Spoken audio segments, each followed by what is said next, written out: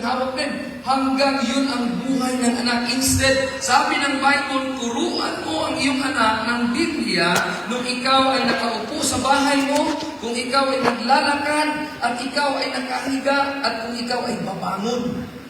Yun ang responsibilidad ng magulang para ang anak na ito na walang kamuang-muang sa mundo, makilala niya ang Diyos at ang tagapagtiklas na si Kristo araw-araw, na siya ay mabigyan ng mensaheng patungkol na meron palang Diyos at ang anak niya si Kristo, at para ikaliligtas nito ay namatay siya, nalibing at nabuhay na muli. Yun ang ituro ng isang magulang. Dahil po, aanhin pa na maangkin mo ang milyones, bilyones, trilyones sa buong mundo, pero ang kaluluwa mo naman ng impyerno, walang saysay. Walang saysay. Hindi mo mabili ang pera, ang Diyos. At sabi ng Diyos, bigyan mo ko ng langit, Panginoon. Mabait akong tao. Binigyan ko ng lahat ng pera, ang lahat ng tao na nangailangan. Wala po sa ganun sa Biblia. Dahil ang langit hindi mabilan ng pera. Ang langit hindi mabilan ng relihiyon. Only Jesus Christ is the way to heaven. Yun ang ituro natin sa ating mga anak. Pangalawa, pagmamana. Or pagmana, Bisaya ko. Baka sorry to say, kasi English ko minsan, because I don't know the vocabulary of Tagalog. So, pagmana. Ibig sabihin, una, turuan natin ang ating mga anak sa Biblia. Ituro natin na may Diyos. Pangalawa, may mana. Ibig sabihin, hindi ko alam kung gaano kayaman itong couple na ito, at may ipamana sila. Lupa man, sakyan man, bahay man. Ibig sabihin, itong magulang na ito ay may ipamana. Anong ipamana? Sabi ng Salmo, Kapitulo 78, 5-6, For He established a testimony in Jacob, and appointed a law in Israel, which He commanded our fathers, that they should make them known to their children. Ibig sabihin, ito lang ang ipamana natin. The generation to come might know them. Even the children that should be born, and should arise and declare them to their children. So, ibig sabihin, bilang magulang, si Brother Alan, Sister Rochelle, ay mag-invest sila ng panahon na ipamana itong salita ng Diyos sa kanilang anak, at ito ay magiging walang kapalit na pera. Ibig sabihin, itong salita ng Diyos ay mas mahalaga pa sa kayamanan sa buong mundo. Aanin mo pa na ikaw ang may-ari sa lahat ng bagay o negosyo, pero hindi mo alam ang salita ng Diyos, walang saysay mo yun. Kaya mas magandang maipamana mo ang Biblia. Maipamana mo ang salita ng Diyos sa iyong anak. Kaya Sister Rochelle and Brother Alan, I rejoice na meron kayong anak. Happy ako. Kasi dati wala pa silang baby, nag-pray sila. At ako din, nung time na sinabihan niya ako, Pastor, pag-pray mo. Kasi nung una, nakunan. Tama ba? Nakunan. Sabi ko naman na, sige, ang Diyos naman ay Diyos sa milagro. Iluluhod pa rin natin yan sa ating Panginoon. Kalaunan, nagkaroon ng aluran. Ibig sabihin, ang Diyos ay makapangyarihan. Ang salita ng Diyos ay totoo na tutugon ka lang at humingi ka lang sa Kanya. Siya ay tutugon sa mga problema mo. Ibig sabihin, nandiyan lang ang Diyos sa langit. Tawagin mo lang. Kasi ang Diyos, walang telephone number, cellphone number, Facebook, wala. Kundi ang Diyos, sabi niya, call unto me and I will answer thee. And I will show thee great and mighty things. Sabi ng Jeremiah 33 verse 2. Ibig sabihin, nandyan ang Diyos sa langit. Tawagin mo lang siya. Siya ang Diyos na likha ng langit at ang lupa. So nung tinawag namin, nandyan na si Lola, masaya. Ay, tanong ko si Lola, Lola, ilang anak mo? Nakalimutan ko kasi. Sabi ko, isa lang, Pastor. Sabi niya, oo nga pala. Sabi ko, madagdagan pa yan. Oh, baka kambal ang next batch nito. No? So, we are happy to have that. Na meron palang ipamana si Brother Alan at Sister Rochelle. Ano po yun? Sabi ng Bible, ito po ang salita ng Diyos. Ang sabi ng salita ng Diyos na ang mga isinilang, Brother Alan, paglaki niya, Nora, magkaroon ng sariling family na, halimbawa, tapos ang next event naman, ikakasal siya, halimbawa naman, next, magkaanak, magkaapo ka, sasabihin mo din sa mga apo mo, anak, importante ang salita ng Diyos. Importante ang katotohanan na may Diyos sa langit at may anak siya na si Kristo na bilang nakapagligtas sa ating lahat. So yun, ibig sabihin, hindi nagkulang po ang magulang pag ang mana na ito ay maipaabot sa kanyang mga apo. Yes, importante po magtrabaho, magkaroon ng pera, magkaroon ng mga ari-arian, pero hindi po yan, temporaryo lang yan. Mga pera, mga lupa, hindi po yan madala sa langit. Tingnan nyo sa Himlayan ng Nayon, merong nagdadalang pera sa kabaong. Wala. Ibig sabihin, wala pong pera na madala sa langit. Ang kaluluwa lang madala doon kung ang Kristo Jesus ay napasa iyo. Napasa bawat isa na sumampalataya. Kaya ang responsibilidad number 3 is ang paghubog nito. Sa English, is being in the principle and example. So, ibig sabihin, kung kapag pinabayaan ng magulang ang bata, natural na siya ay susunod kung ano ang kanyang lahi. Ano bang lahi ng tao? Galing kay Adan. Ang galing kay Adan, lahat makasalanan. Ibig sabihin, kung pabayaan mo ang bata at ang lahi niya, ang unang tao ay makasalanan, susunod siya sa makasalanan. Wala ni isang tao na masasabi, anak, bakit ka ganyan? Hindi ka naman ginatrain ko na magiging bad. Bakit ka na mag-bad minsan? Mga kapatid, mga kaibigan, lahat tayo galing sa isang tao, si Adan.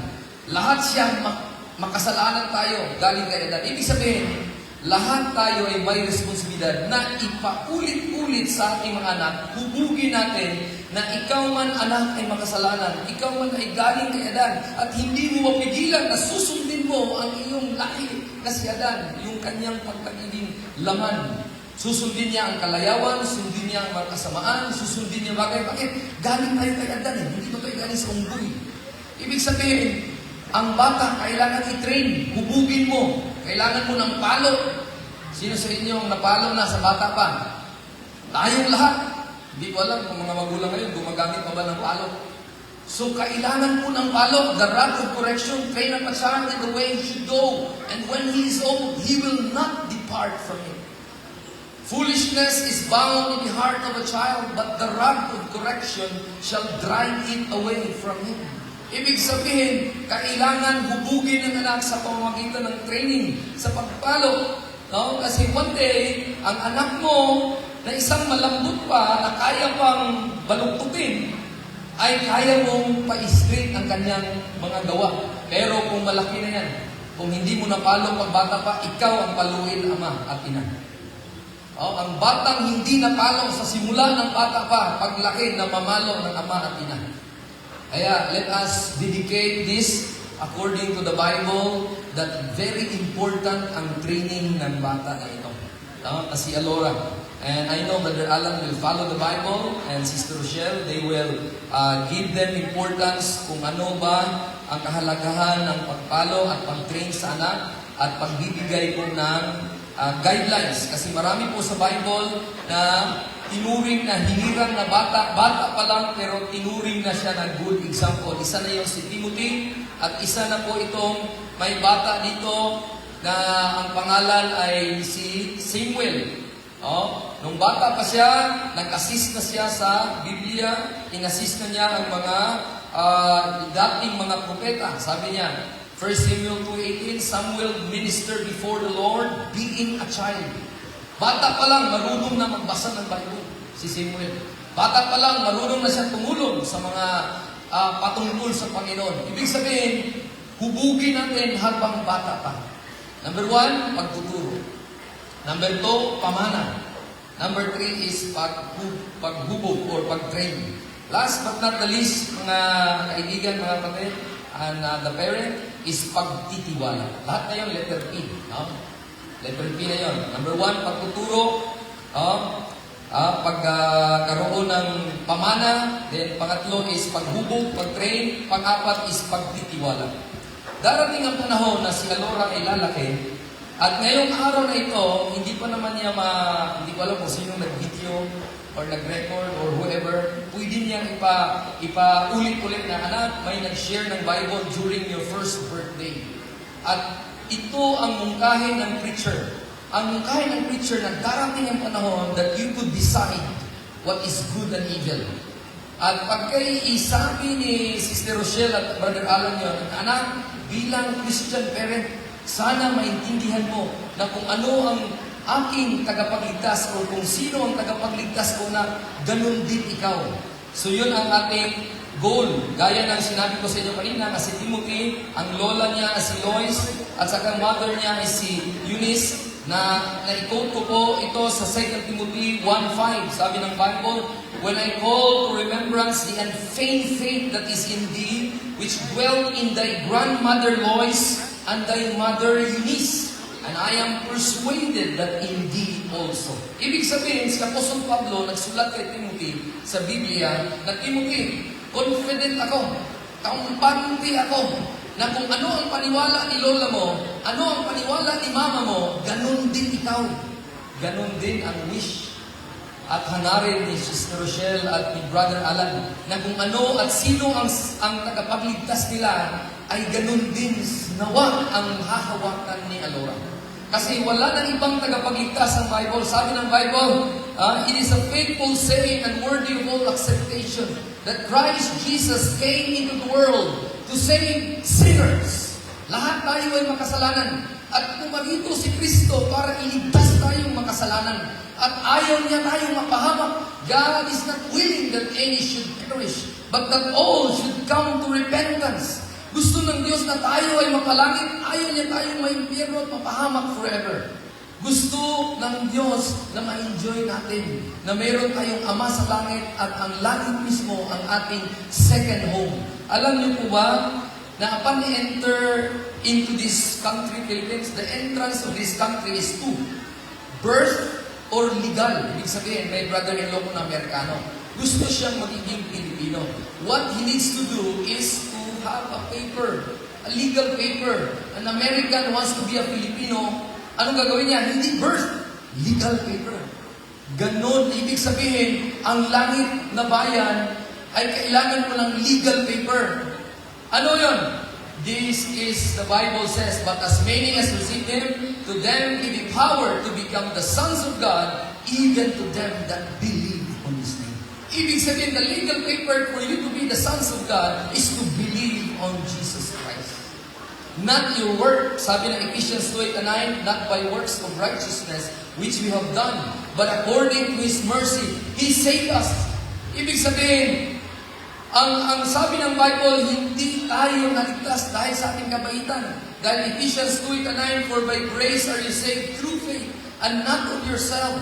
It is the gift of God, not of works, lest any man should boast. So sa panahon na ito, namatay na si Kristo, Anno Domini, or after the death of Christ, 2026 years ago, Jesus, the Son of God, died for our sins. He was buried. In the third day, He rose again, now seated at the right hand of God. And now He is being preached today. Siya ipinangaral ngayon para ang kaluluwa mo at kaluluwa ko maligtas if you trust Him. Kung maniwala ka sa Kanya. Because there is only way to heaven. Jesus said, He is the way, He is the truth, and He is the life. No man cometh to the Father but by Him. Ibig sabihin, upon entering to earth, or even Philippines, or even Candaba, Pampanga, Alora must have a birth. Nung lumabas si Alora, Sister Rochelle, ayon sa witnesses na ito, siya ba'y nagbayad ng piso? Wala. Nag-abot ba si Alora ng piso? Wala. Witness si Rochelle, si Alan, walang binayad si Alora. Ibig sabihin, it's a gift of a mother na umiri siya sa lahat ng sakit, lahat ng ire, lahat ng hiwa, kasi may sisaryan, hiwa, di ba? Lahat ng hiwa sa bulsa, sa papa naman yan. Kasi pag kay papa, sisaryan sa bulsa, sa mama, sisaryan sa tiyan. Ibig sabihin, lahat ng gastos sa parent, ang bata, gift lang. Anak, this is a gift for you. My pain, my expenses, every effort that we have, this is a gift for you, my child. Welcome to Candaba. Welcome to Pampanga. Welcome to Pilipinas. Ibig sabihin, wala siyang binayad. Now, he is called Alora. The birthday is July 11, last year. But what about heaven? Sabi ni Jesus Christ, except a man be born again, he cannot enter to heaven. Ibig sabihin pala, heaven is like the Philippines. na walang korupsyon, walang presidente, whatever government, or whatever, there's only one king, walang legislative body, whatever. There's only one king in heaven, Jesus Christ. Ngayon, God gave us a free citizenship. He offered us eternal life. Romans 6:23, the wages of sin is death, but the gift of God is eternal life. Do you want to be a citizen of heaven? Receive the gift. Receive Christ in your life. Believe that He has died for your sins. He was buried. He rose again the third day. And now, you have a second birth. Ibig sabihin, ang taong walang second birthday, hindi siya pupunta ng langit. Because sabi ng Jesus Christ, you must be born again. Ano yung born again? It's not religion. It's not a group of people. But it is an experience. It is an experience like Alora. She experienced to come out of a womb. Just like you. You experience to come out of that doubt. Alisin mo ang iyong pagdadalawang isip. Isure mo na ikaw ay punto ng langit because of Jesus Christ. Trust Him now. Believe Him. Because sabi ng 1 Corinthians 15, Jesus Christ died, buried, and rose again. And yun lang ang iyong sampalatayaan. Yun lang ang fact para ikaw ay mabuhay na mamuli at bibigyan ka din ng second birthday, an eternal life freely in your soul. Nakuha mo, masimhot mo, makuha mo, pero hindi mo masimhot, hindi mo mahawakan, hindi mo maamoy na mabango-mabaho, but it's a fact. Ibig sabihin, there's always a fact that can benefit you. It's just like a mathematical fact, sir. 1 plus 1. So, si Sir, normal. May lisensya ka, sir. Meron. Ibig sabihin, yan si Alora, sir, hindi niya magbabago ang fact. Pagdating ng panahon, maging teacher siya, nurse siya, susunod sa sayapak ng papa niya, hindi ko alam. Pero ang 1 plus 1 equals 2 pa rin, hindi nagbabago. Nasimhot mo ba yun? Hindi. Hindi. Naamoy mo? Hindi. Hindi. Nakita mo? Hindi. Hindi. Pero naging normal ka, may lisensya ka, may pera ka, may bahay ka, may kotse ka. Ibig sabihin, that gives you a normal, logical, mathematical, alam mo. Physical lang po na benepisyo yun, sir. Ibig sabihin, katawan lang ang benepisyo lang. What about ang langit? What about ang kaluluwa mo? May kaluluwa ka din. Ibig sabihin, please believe the fact that Jesus Christ died for your sins, buried, rose again. Once you have trusted it, heaven is yours. Just like the mathematical fact. Heaven is yours. Kaya po, very simple solution lang sa ating celebration ng birthday na ang wish ng magulang na maligtas tayo. Ang wish ng magulang, even Elora, makapagsalita ka, sana maligtas ang kaluluwa niyo. Na magkain tayo ng masarap na pagkain sa ating tiyan. Kasi birthday ko ngayon, sabi ni Elora, magsatya tayo, mag-rejoice tayo, mag-celebrate tayo, mag-whatever, happiness tayo. Pero what about our soul? Is it destined to heaven? Is it have eternal life? Is it real a Christian? If not, please. That is the fourth point. No? Ang fourth point is pagtitiwala sa ginawa ng ating Panginoon. Kaya let me conclude in these three questions. Number 1 is, are you certain that you are a truly child of God? Is God in heaven your Father? Sabi ng Galatians chapter 3, we are all children of God by faith in Christ Jesus. So ako po, dalawa pong klaseng pagkaama ang Diyos sa langit. First is, God in heaven is my first Father upon creation, physically. All of us are children of God, whoever you are.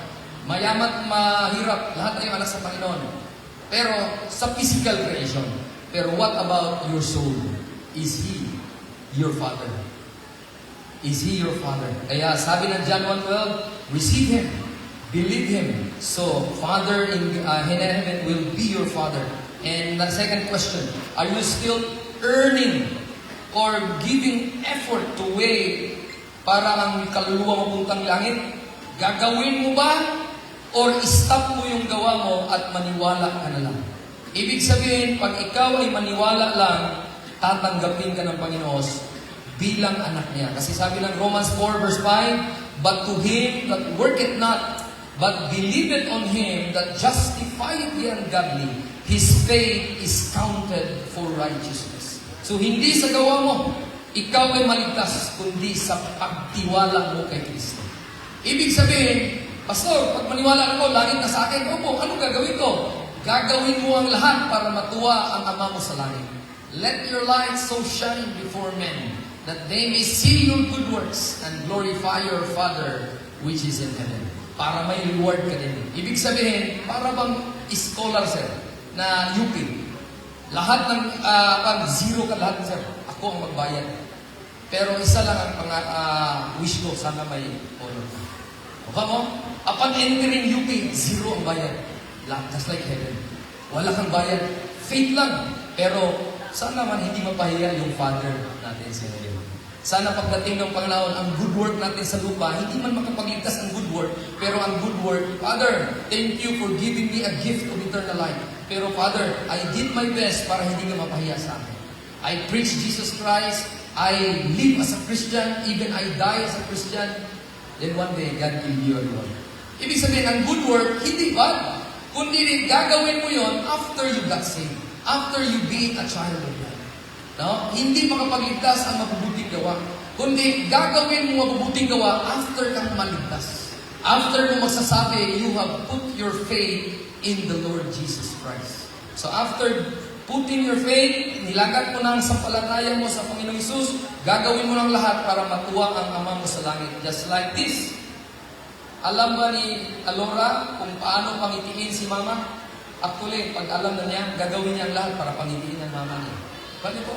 Ganun ang bilang Christian. Ganun ang bilang anak ng Panginoon. No? So mga kaibigan, mga kapatid, last question, kung hindi ka pa sigurado, will you put your faith and trust in Christ now? Sabi ng Acts 16:31, believe on the Lord Jesus Christ. Nakita natin yan sa Dalayat kay Magpulas, may nakalaking verse doon. Totoo po yun.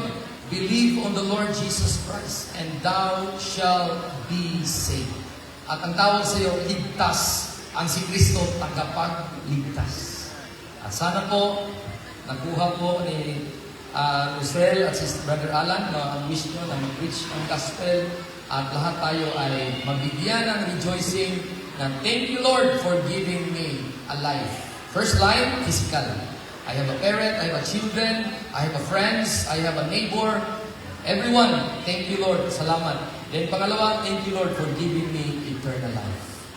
And Sister Rochelle, Brother Alan, congratulations. Alora is sleeping but we will rejoice and happy po tayo ng birthday po niya. Sister Camille, come over and sing a happy birthday si Ate. While she is coming, I'll pray for you. Let us bow our heads. Let's close our eyes. Dear Father, thank you, Lord, for this day. Thank you for giving us a day wherein we witness, all of us are witnesses of this day wherein si Alora nag-celebrate ng kanyang first birthday. I'm so happy that I am given a privilege na maibahagi ang gospel of salvation para kung sino man ang hindi paligtas at hindi pa sigurado pag mamatay sila na mapalangit ang kaluluwa nila, sana Panginoon, today masigurado na nila. Hindi dahil mabait sila, hindi dahil may relihiyon sila, kundi dahil inilakad lang nila ang ilang pananampalataya at faith doon sa ginawa ni Kristo Jesus bilang regalo at sila na ngayon ay may second birth. Lord, thank you.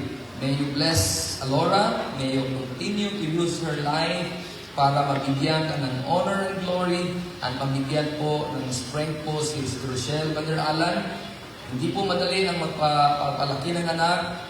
Praying for provision, praying na bigyan po siya ng wisdom na mag-asawa as they continue to rear up at kami din na makita namin as witnesses si Alora ay being a responsible child, obedient, and loving you, O Lord, and especially when she come to realize na kailangan niya na mag-design. Either she will put her trust in you, Lord. That's why responsibility ng magulang to share to her the gospel. And thank you for everything. In Jesus' name we pray. Amen. Okay, happy birthday.